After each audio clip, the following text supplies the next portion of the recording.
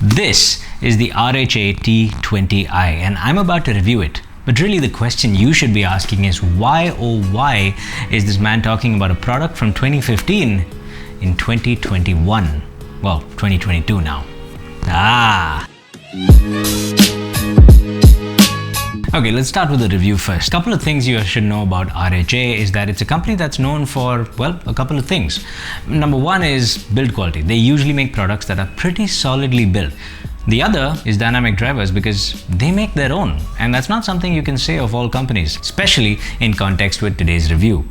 Now let's start off with what you get inside the box. First of all, you get the box itself. It's got this little flappy thing. You open that and it's got a nice little showcase with the IEMs. I've taken those out, but also a bunch of tips, filters to change the sound a little, more on that later. And a fun little thing right here in the flap, hidden away, is a frequency response chart. Take a look at that. That's not something you find every day, but more on that later as well. Now, if you didn't know about this, you would never know that underneath is a secret compartment that actually has a couple of brochures and manuals and things, but also a case. Honestly, very premium packaging, but we're not about the packaging here, we're about the product. So what about it? Well, let's start off with build quality, something they're supposed to be well known for, right? I promise you, when you first take this thing in your hand, the one word that'll pop up into your mind is metal. Everything about this whole package is metal. The earbuds, injection molded metal. Listen to this. That is not plastic, my friends. The cable that comes with it, also solid. There's nothing about this cable that makes me think it might fail at any point. The cables from each ear join up in this place, which is made from metal. Follow the wire further down and it actually gets even thicker to end in a 3.5mm jack. That's also metal. Well, those are always metal, but the housing of that 3.5 jack is also just solid metal, and the point where the wire connects with that housing is a spring, sort of a strain reliever that's also made from, you guessed it, metal. And it doesn't even stop there. Take a look at this packaging, right? It comes with a whole bunch of ear tips, but they come embedded in this credit card holder size thing. I don't know what this is, but that plate, solid metal. Even the filters they come with are made of metal, but they're also embedded in a holder that is, once again, you guessed it, made of metal. I have never got my hands on anything that feels sturdier than this. Quite honestly, fantastic. But that also brings with it a couple of caveats. See, having a thick bit of metal in your ear, well, it gets a little bit heavy. All of this is solid bulk, this is rather stiff and thick, and then it terminates in this bulbous thing, and it's a little bit uncomfortable. What adds to the discomfort is the sheer size of the stem. Now the stem, the bit that goes inside your ear canal, it is reasonably wide bore, but on top of that, those filters I was talking about, the ones to change the sound profile, those are also metal and those are wider still. On top of that is where you put your ear tip, and to my ears, the discomfort was a little bit annoying. Now that's not to say it'll be uncomfortable for you. If you have a wider, bigger ear holes, then this probably won't be that bad.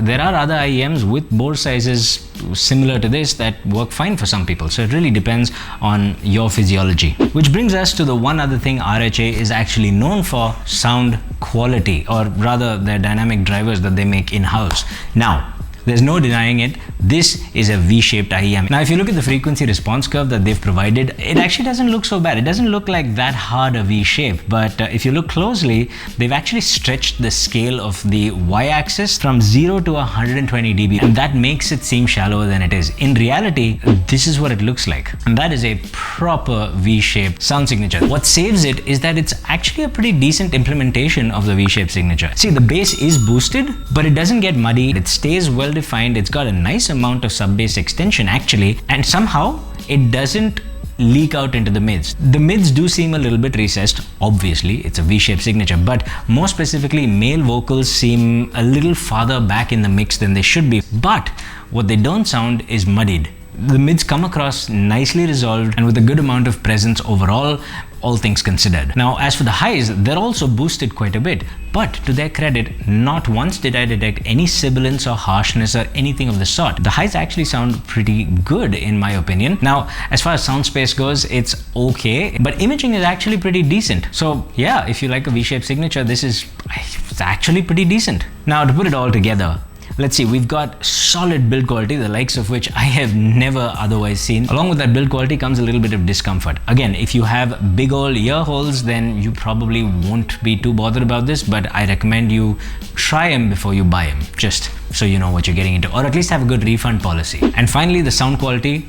It's definitely a V-shaped sound signature, and a pronounced one at that, but it's implemented quite well and the drivers seem to be handling sounds with great aplomb. Again, that brings us to the original question: why am I talking about a 2015 IEM in 2022? Well, you see, when these were released in 2015, they cost a solid 200 of your hard-earned smackaroos. If you go to a store today and you happen to stumble upon one of these, they're selling for about 50 bucks, maybe 60. And therein lies the beauty of it. Just do a Google search, find out in the IEM world what you normally get for under $50, $60. I guarantee you, you will not find this build quality. Actually, you won't find this build quality in things that are 3 times this price as well. Comfort-wise, it's a little hit and miss on this one, but with regards to sound quality, if you like V-shaped IEMs, and most IEMs under $50, $60, with a few exceptions, are pretty darn V-shaped, except they're V-shaped with drivers that don't handle them well in most cases. This one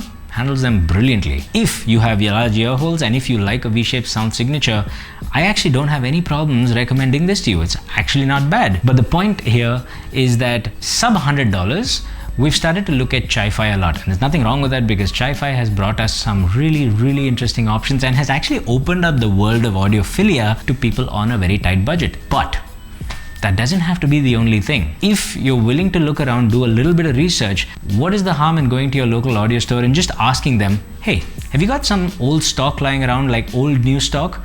Things from 2015, 2016 that you haven't been able to sell, that you'd be willing to sell me at a significant discount. Worst case, they say no. Best case, you find a sweet bargain.